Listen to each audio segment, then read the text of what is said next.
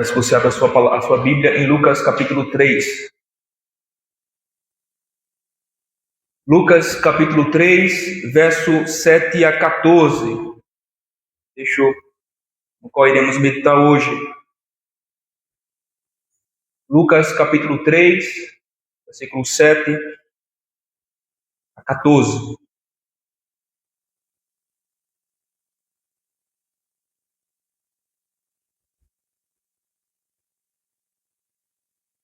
Diz assim, irmãos, a palavra do Senhor. Dizia ele, pois, às multidões que saíam para serem batizadas: raça de víboras, quem vos induziu a fugir da ira vindoura? Produzi, pois, fruto digno de arrependimento, e não comeceis a dizer entre vós mesmos: temos por pai Abraão, porque eu vos afirmo que dessas pedras Deus pode suscitar filhos a Abraão. E também já está posto o machado à raiz das árvores. Toda árvore, pois, que não produz bom fruto é cortada e lançada ao fogo. Então, as multidões o interrogavam, dizendo: que havemos, pois, de fazer? Respondeu-lhes: quem tiver 2 túnicas, reparta com quem não tem. E quem tiver comida, faça o mesmo. Foram também publicanos para serem batizados e perguntaram-lhe: mestre, que havemos de fazer? Respondeu-lhes: não cobreis mais do que é estipulado. Também soldados lhe perguntaram: e nós, que faremos? E ele lhes disse: a ninguém maltrateis, nem deis denúncia falsa, e contentai-vos com o vosso soldo. Senhor, chegou o momento, ó Senhor, que todos nós ansiosamente esperamos. O momento em que ansiamos por ouvir a Tua voz, de maneira especial, Senhor, de maneira clara, de maneira objetiva, de maneira, Senhor, que tenhamos convicção de que Tu estás a falar conosco, nos exortando, nos repreendendo, nos instruindo, nos ensinando, nos mostrando o caminho que nós devemos andar. Ó Deus, faz isso, Senhor, apesar do homem, Senhor, pois nós reconhecemos as nossas limitações, reconhecemos, ó Senhor, a nossa incapacidade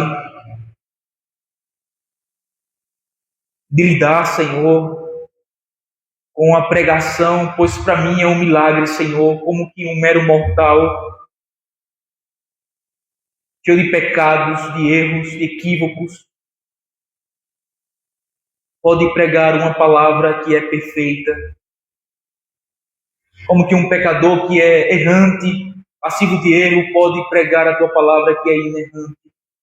Como que um pecador que é falível pode pregar a Tua palavra que é infalível. Como um pecador, Senhor Deus, que não está debaixo de uma inspiração divina, pode pregar a Tua palavra que é inspirada. Como um pecador, Senhor, que é completamente falível, insuficiente, pode pregar a Tua palavra que é suficiente, que é reta, que é perfeita, que é sem defeito. Milagre, Senhor. Somente o Senhor é quem pode habilitar, é quem pode capacitar, é quem pode conduzir, orientar, guiar, Senhor Deus, um pecador como eu, na pregação da Tua palavra, Senhor. Por isso, Senhor, apesar de mim, apesar dessa igreja, apesar de cada um aqui presente, Senhor, fala conosco, Senhor. De maneira que o Teu povo seja edificado, seja orientado, seja ensinado, seja guiado, conduzido. Que as pessoas, Senhor Deus, que ainda não fazem parte do Teu povo, possam nesta noite ser o dia da sua salvação, ser chamado por Ti eficazmente, Senhor, das trevas para a luz, da morte para a vida que é em Cristo Jesus, nosso Senhor.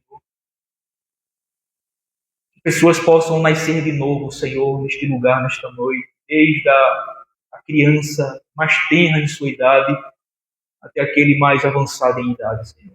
Hoje seja o dia de salvação. Para a glória e louvor do Teu bendito nome ao Senhor, Senhor, oramos a Ti completamente consciente da nossa completa dependência Tua. Nós te pedimos, oramos a Ti, em nome de Jesus, nosso Senhor. Amém. Amém. Irmãos, título do nosso sermão: um chamado ao arrependimento. Um chamado à mudança. Porque na raiz da palavra arrependimento, sua língua original, traz exatamente essa ideia de uma mudança de mente que desemboca ou que se evidencia também em uma mudança de comportamento, uma mudança de vida. Irmãos, fazia 400 anos que Deus estava em silêncio para com o povo de Israel e que não se levantava um único profeta no meio de Israel. Um período em que Deus permaneceu calado para com o seu povo. E então, na plenitude dos tempos, quando Deus estava para cumprir os seus desígnios, os seus propósitos, então ele levanta ou envia um profeta chamado João Batista.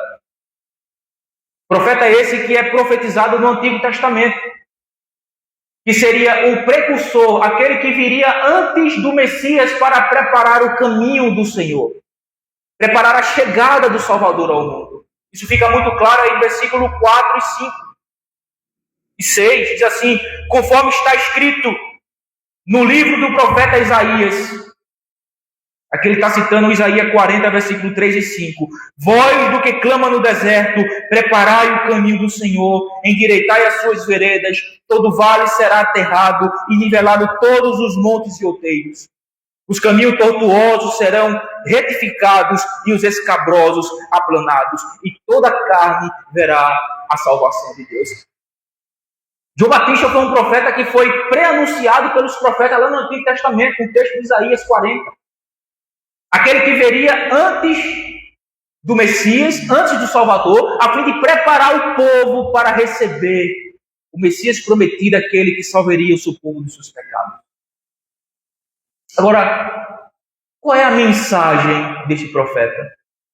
A mensagem desse profeta nós encontramos muito claramente no versículo 3, que diz: ele percorreu toda a circunvizinhança do Jordão, pregando o batismo de arrependimento para a remissão de pecado. Então, depois de 400 anos, Deus levanta um profeta, aquele profetizado, aquele pré-anunciado na lei dos profetas, que seria o precursor, que anunciaria a chegada do Salvador, do Messias, com uma mensagem de arrependimento.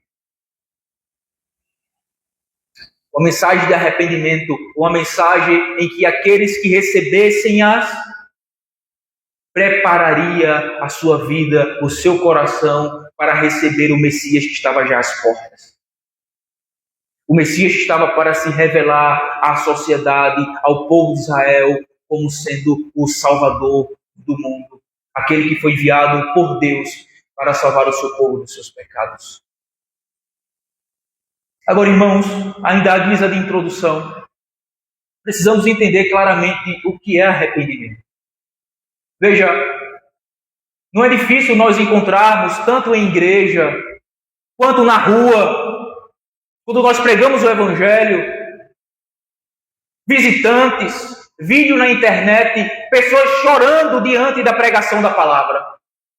E logo nós concluímos de que tal pessoa, pelo fato de estar chorando, ela está se arrependendo, é uma evidência do seu arrependimento.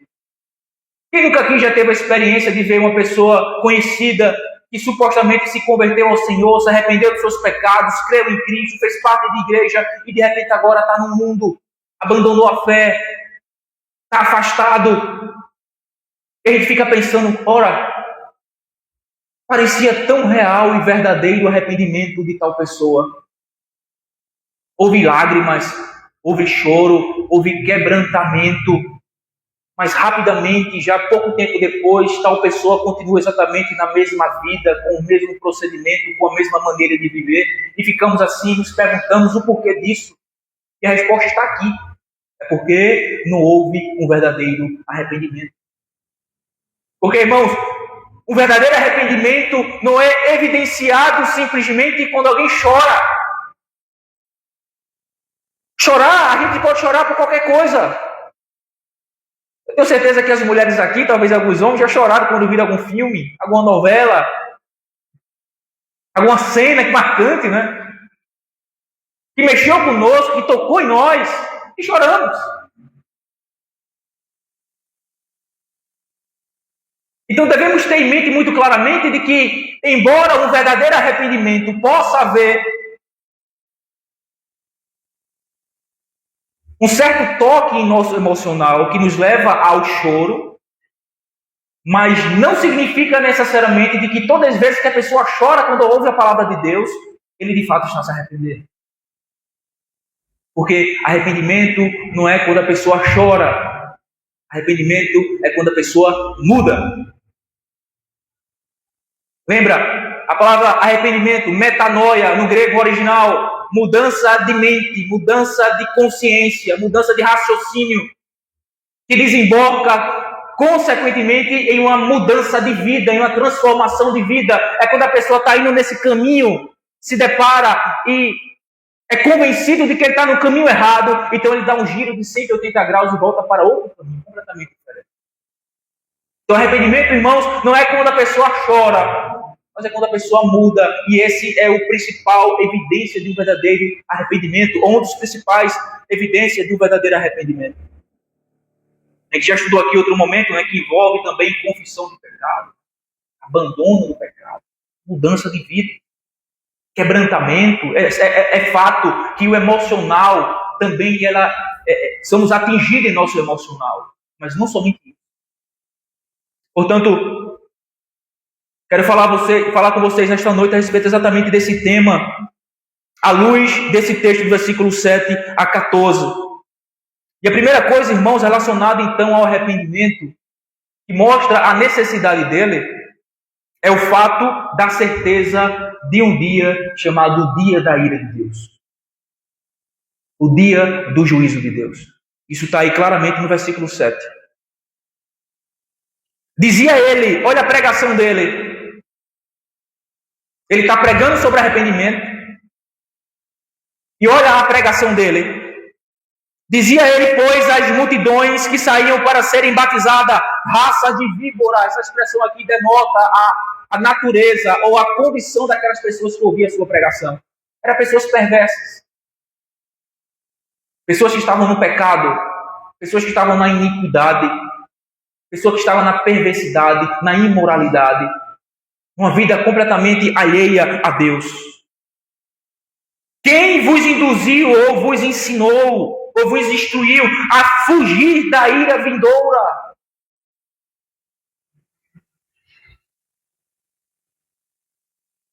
Então, João aqui ele está pregando a palavra, a mensagem de arrependimento, e ele está apontando para um dia que chegará, um dia de juízo, um dia em que todos nós, irmãos, estaremos diante da presença de Deus para prestarmos conta a Ele por tudo que nós fazemos, pensamos e agimos e falamos. De maneira que, à luz desse versículo, fica claro de que não há como fugir, não há como se esconder, não há como vazar. Não há como ser poupado deste grande dia em que todos nós estaremos diante da sua presença para prestarmos conta. E como nós escutamos hoje pela manhã, a única coisa que de fato valerá a pena, que importará, é o fato de que nós estamos revestidos de Cristo ou não. Nada mais importará. Não importará o seu dinheiro, não importará a sua família, não importará o seu status social, não importará o seu conhecimento, não importará a sua sabedoria, não importará o seu pedregui. Não importará nada. A sua profissão, o seu conhecimento, a sua influência, a sua autoridade na sociedade, a sua posição. Nada importará, nada valerá. Uma única coisa importará: Assim, enquanto em vida, você de fato reconheceu que é um grande pecador diante do Senhor e então se arrependeu dele. Se arrependeu dos seus pecados e confiou única e exclusivamente na justiça de outro e não na sua mesma. Isto é, na justiça de Cristo. Então João, ele prega e começa a falar a respeito de um dia que virá para todo mundo. Apocalipse vai dizer que lá estavam grandes e pequenos, né? Ricos e pobres. Povos de todas as tribos, raça, língua e nação diante do Senhor no dia do juízo. Então no versículo 8 ele segue fazendo um chamado ao arrependimento. Versículo 8. Produzir, pois, fruto digno de arrependimento. Veja, a palavra aí produzir, irmãos, está no imperativo, o que significa uma ordem. João, então, está dando uma ordem para que os seus ouvintes manifeste, evidencie um verdadeiro arrependimento. Veja que tem povos vindo para ter com João a fim de ser batizado, cujo batismo indicaria um possível arrependimento. Mas quando chega no versículo 8, então João ordena dizendo o seguinte: vocês devem produzir, vocês devem manifestar, vocês devem evidenciar através da sua vida que verdadeiramente vocês se arrependeram. Produzam, manifeste tais frutos que tragam evidência, que confirme que vocês verdadeiramente se arrependeram dos seus pecados, da sua vida imoral, da sua iniquidade e da sua transgressão contra Deus. Agora veja, algo que ele destaca aí, que é muito interessante isso. Ele continua no versículo 8 ainda. E não comeceis a dizer entre vós mesmos, temos por pai Abraão. Porque eu vos afirmo que dessas pedras Deus pode suscitar filhos a Abraão. Irmãos, os judeus, eles se gloriavam pelo fato de serem descendência natural, de sangue, de carne de Abraão, a quem Deus fez uma aliança, uma promessa. Então eles se apegavam a isso pelo fato de eles serem descendência natural e sanguínea de Abraão, e achavam de que isso garantia a salvação deles. E achava que isso estava tudo bem entre ele e Deus, pelo simples fato de serem descendência de Abraão. Então João diz assim: não. Vocês devem se arrepender, vocês devem manifestar fruto de um verdadeiro arrependimento. E não se gloriem, e não se engane. E não se apegue no fato de vocês serem descendências físicas de Abraão, porque isso não garante a salvação de vocês.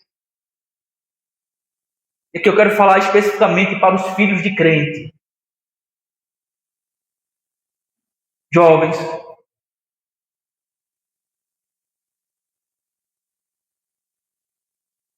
não se apegue no fato de que seu pai é crente. Não se apegue no fato de que sua mãe é crente. Isto não garante a sua salvação.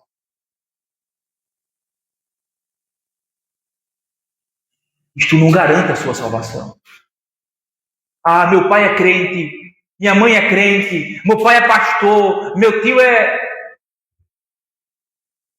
Se seu pai e sua mãe se arrependeram, eles receberam o perdão pelos seus pecados, não pelos seus.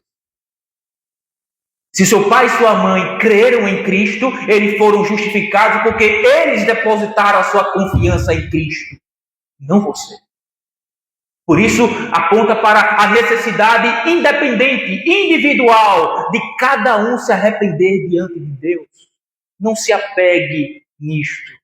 Seu pai é crente e sua mãe é crente. Você é o indivíduo diante de Deus que pecou contra Deus, portanto é você que precisa se arrepender diante de Deus. Você não será salvo por tabela. Você não subirá ao céu como Jacó saiu da barriga de sua mãe agarrado nos calcanhares de seu irmão. Você não subirá ao céu agarrado nos calcanhares do seu pai e da sua mãe. Você precisa se arrepender individualmente. É o que João diz. E não comece a dizer entre vocês mesmos, temos por pai a Abraão. Não. Não. O fato de você ser filho de crente não garante que você é. O fato de você ser filho de crente não garante que seus pecados já foram perdoados e você já foi justificado. Porque é você que pecou. Portanto, é você que deve se arrepender diante de Deus. É você que deve confiar em Jesus Cristo. Seu pai e sua mãe já fez isso. Você espera para fazer também. Então, o versículo 9, irmãos, ele dá uma advertência. O versículo 9 é simplesmente uma advertência contra os que se mantêm endurecidos. Contra aqueles que não se arrependerem. Então ele diz: e também já está posto o machado à raiz das árvores. Ele aqui está falando sobre um juízo iminente, repentino, a qualquer momento. As árvores aqui é uma linguagem figurada que João está usando para se referir aos indivíduos, às pessoas. O machado é o claro juízo de Deus.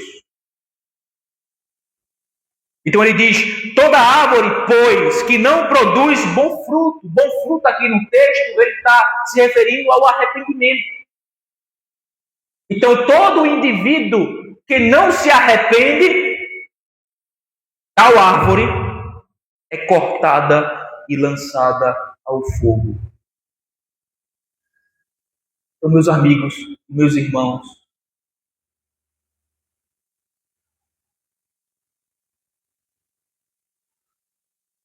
é extremamente necessário que você se arrependa. Caso contrário, você corre um risco iminente, repentino e a qualquer momento do justo juízo de Deus vir sobre você. E se vir, sem que você em vida tenha genuinamente se arrependido dos seus pecados, você será lançado ao fogo como uma árvore infrutífera, como alguém que não se arrependeu. Portanto, se você não se arrependeu, também você não foi perdoado, porque o perdão está intrinsecamente ligado ao arrependimento, de maneira que quem não se arrepende não recebe o perdão. Quem não se arrepende, onde não há arrependimento, também não há perdão de pecado. Semelhante modo, acontece no que diz respeito à justificação. Quem não crê, quem não tem fé bíblica, verdadeira, em Jesus Cristo, também não será justificado, não será salvo. Então a justificação está intrinsecamente ligada à fé, isto é, à confiança que depositamos na pessoa e na obra de Jesus Cristo, como sendo algo completamente suficiente para salvar um pecador como eu. Então, onde não há arrependimento, não há um verdadeiro, não há também perdão de Deus. Portanto, escute esta advertência. Escute essa advertência. O machado já está posto à raiz das árvores.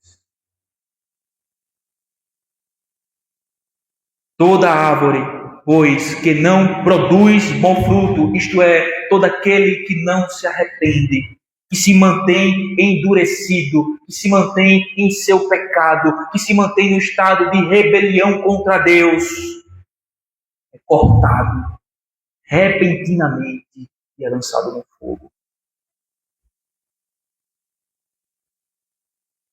E então, João vai concluindo essa linha de raciocínio dele a respeito da sua mensagem de arrependimento, apontando então para a evidência de um verdadeiro arrependimento. Que está aí do versículo 10 a 14. Arrependimento é evidenciado quando há mudança. Versículo 10. Então, as multidões o interrogavam, as multidões que ouviam João entenderam a mensagem, compreenderam a necessidade que tinham de se arrependerem dos seus pecados, perceberam o perigo no qual se encontravam ante o juízo iminente de Deus, repentino, a qualquer momento, o que apontava para a urgente necessidade deles abandonarem os seus pecados. Então eles interrogam João: que havemos, pois, de fazer? Respondeu-lhe João: quem tiver 2 túnicas, reparta com quem não tem. Quem tiver comida, faça o mesmo. Também foram os publicanos, versículo 12, para serem batizados, e perguntaram-lhe: mestre, que havemos de fazer? Respondeu-lhe João: não cobreis mais do que é estipulado. Vocês lembram quem são os publicanos? Publicanos eram judeus que trabalhavam para Roma, cobrando imposto dos seus próprios compatriotas judeus. E eles eram odiados pelos seus compatriotas, pelos judeus. Muito mal visto, mal quisto, mal afamado, considerado um grande pecador para os judeus. Por quê? Porque além de trabalhar para Roma cobrando imposto dos seus próprios compatriotas, ele cobrava além da conta. Se o imposto era R$10, ele cobrava 15, porque 10 era de Roma e 5 era dele. E os judeus sabiam disso, desse seu mau caratismo. Então eles eram muito rechaçados, odiados pelos judeus, por conta dessa má prática dele. Considerado um grande pecador. Então agora está ali, publicanos, ouvindo a pregação e o chamado de arrependimento pelo profeta João, chamando eles a se arrependerem. Então eles se preocupam, eles percebem, eles compreendem a mensagem e dizem: João, e nós o que faremos? Então João diz: não cobreis mais do que é estipulado. Não cobrem além da conta. Cumpra os seus deveres de maneira justa. Não se aproveitem das pessoas. Não roubem as pessoas. Não cobrem além daquilo que é legal, daquilo que é estabelecido pelo Estado. Mas também vem um outro grupo aí de pessoas que são os soldados. Versículo 14, para nós irmos para o final. Também soldados lhe perguntaram: e nós, que faremos? E ele lhes disse: a ninguém maltrateis. Vocês, policiais de Roma, não se vala da sua farda, da sua autoridade para maltratar as outras pessoas. O que mais? Não deis denúncia falsa. Isto é, não se aproveite da sua autoridade, do fato de vocês serem policiais do Estado de Roma, para prejudicar outras pessoas com falsas acusações. Trazendo para o dia de hoje, né? Então pense um policial que coloca aquilo que é conhecido na linguagem popular como um forjado. Para prejudicar alguém, ele vai lá, coloca lá um pacotinho de droga, ele coloca lá uma arma, ele coloca alguma coisa assim do tipo para incriminar o inocente. Simplesmente isso. Dando uma denúncia falsa. Então João diz: vocês, policiais de Roma, não deem denúncia falsa contra ninguém. E por último, contentai-vos com o vosso soldo. O que é soldo? Salário. Então João está dizendo assim: vocês devem se contentar com o salário de vocês. Não se envolva com corrupção. Não aceite propina de ninguém. Contente-se com o salário de vocês. E com isso, irmãos, com essas 3 causas aqui que aparecem no texto, algumas pessoas dentro da multidão, publicano, soldados, todos vieram, todos ouviam a mensagem, todos compreenderam a mensagem e o chamado ao arrependimento para abandonar as suas más obras. E a instrução que João dá, como a evidência de um fruto digno de arrependimento, não é que eles deveriam dar prova de um arrependimento através do seu choro, mas através de uma mudança de vida. Publicano, não cobre além daquele que está estipulado. Soldados, não maltratem ninguém. Não abusem da sua autoridade. Não coloquem forjado em ninguém para prejudicar ninguém, dando falso testemunho. E não se envolva com corrupção. Não peguem propina para inocentar o culpado. Sejam justos, sejam íntegros, sejam retos em suas maneiras de viver. Isso é que evidenciará que vocês verdadeiramente se arrependeram. É se vocês mudarem em seus comportamentos, mudarem em seu caráter, mudarem em suas mentes. Não se vocês chorarem. Irmãos, conclusão. Irmãos e amigos, não nos enganemos. Há um dia determinado por Deus em que Ele derramará a totalidade de sua ira contra todos aqueles que, enquanto em vida, se mantiverem em rebeldia contra Ele e rejeitaram sua eterna salvação oferecida gratuitamente em seu bendito Filho Jesus Cristo. Não se engane.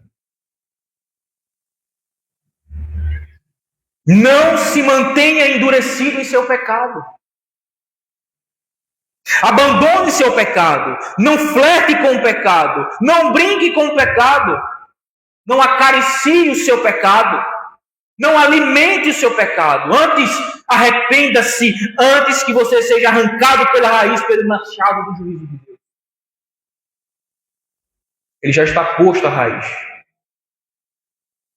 Ele já está posto na árvore. A qualquer momento é dado um golpe final. Isso aponta para a extrema necessidade que você tem de se arrepender o quanto antes.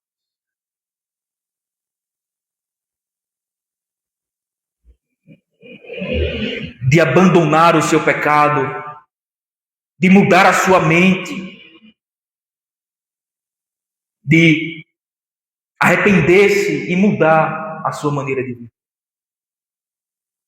Arrependa-se antes que você seja arrancado pela raiz, pelo machado do juízo de Deus.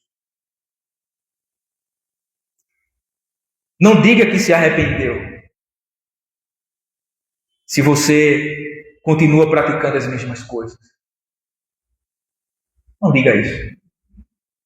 Me arrependi, sou uma nova criatura, praticando as mesmas coisas, vivendo exatamente nos mesmos pecados, deliberadamente, sem pudor e sem temor. Arrependimento não é confirmado quando você diz que se arrependeu com sua boca, mas quando você abandona seu pecado e muda de vida. Me arrependi, prove-me. Mas eu estou dizendo com a minha boca que me arrependi. Isso não diz nada.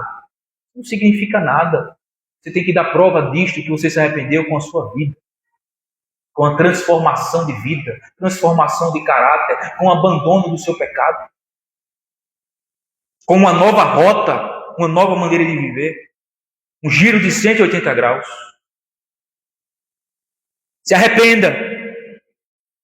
Pois somente o arrependimento tem o poder de fazer você se divorciar do seu pecado. E então, preparar-se para receber pela fé Cristo, o Salvador, a fim de ser salvo e livre da ira vindoura. Arrependa-se do seu pecado e você será perdoado. Creia em Jesus Cristo e você será salvo.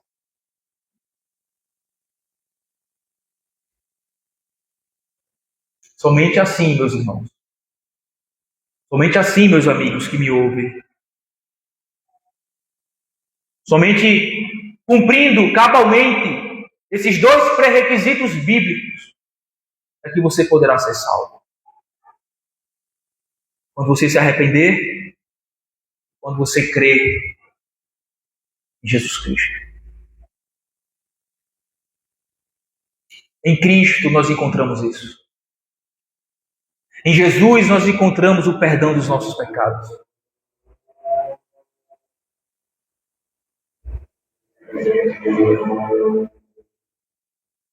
Porque ele nasceu de uma virgem.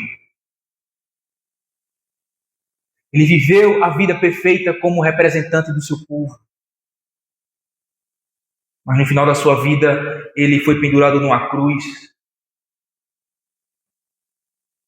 e foi morto como um malfeitor, não pelo pecado dele, porque ele não tinha, mas pelo nosso pecado que ele carregara sobre si. Ao terceiro dia, ele ressuscitou dentre os mortos.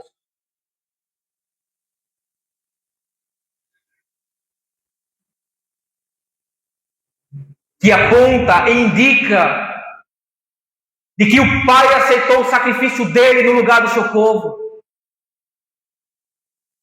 Que garante a nossa justificação, bem como também a garantia da nossa ressurreição no último dia para a vida eterna. Agora então Deus anuncia em todo o mundo, em todos os lugares, a todos os homens que vocês devem se arrepender de seus pecados e crer em Cristo Jesus para a salvação e vida. Aquele que crê será salvo, porém aquele que não crê já está condenado e a ira de Deus permanece sobre o tal, que se mantém em rebeldia, em incredulidade, que rejeita a tão gloriosa salvação nos oferecida gratuitamente por Deus na pessoa e obra bendita do seu Filho amado Jesus Cristo. Não rejeite tal salvação. Não rejeite o perdão de Deus, o qual está sempre pronto a perdoar. Está sempre de braços abertos para receber todos aqueles que verdadeiramente vierem a Ele com o coração contrito e quebrantado e pela fé no seu bendito Filho Jesus Cristo. Então você encontrará descanso para para a sua alma. Então você encontrará perdão para os seus pecados. E então você encontrará justiça que é necessária e suficiente para você ser aceito e justificado por Deus. Que é encontrado em seu bendito Filho Jesus Cristo e que é imputado à sua vida quando você crê pela fé somente. Então, nesta noite, venha a Jesus Cristo. Arrependa-se do seu pecado. Reconheça que grande é a sua transgressão, grande é o seu crime, grande é a sua maldade diante de Deus. Então, se arrependa, então confesse, então abandone o seu pecado e se volte para Deus pela fé em Jesus Cristo e confie única e exclusivamente na pessoa bendita de Jesus Cristo. Pois tudo que Ele é e tudo que Ele fez é completamente insuficiente para salvar todos aqueles que nele creem. Arrependa-se para que você seja perdoado. Creia para que você seja salvo. Amém.